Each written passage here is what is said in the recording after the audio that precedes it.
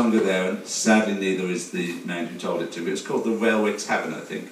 And my brother Michael lived there in the early 80s. And, in the pub? Well, mostly. It was the early 80s and we were young. We mostly lived in the pub. Anyway, so his friend Ken was a fabulous Scottish sort of whack-on-tape, played darts and recite Rabbie Burns perfectly at the same time. And he was just a lovely fella, and he also told great jokes. And this was one of my favourite jokes of all time. This is my version of it in poetic form. It's called Pierre the Aviator. Pierre was a pilot, French and brave. He fought in the war with the Hun. He flew in a Newport 17 with a Vickers synchronised gun. Pierre liked the ladies, and you could say that the mademoiselles liked him as well.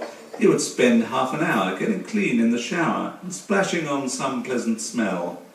One day, whilst on leave with a blonde Genevieve, he was making the most of his leisure, contriving new ways on those hot summer days of exciting the ladies with pleasure.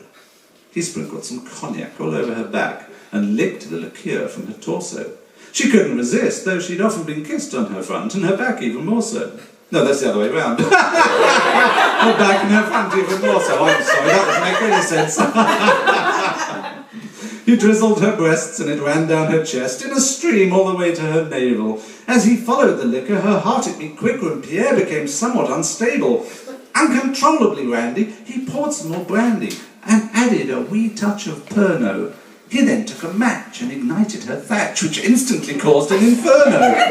She leapt out of bed, something had to be said. Pierre, these are dangerous games. He said, but I'm Pierre the Aviator. When I go down in flames. Thank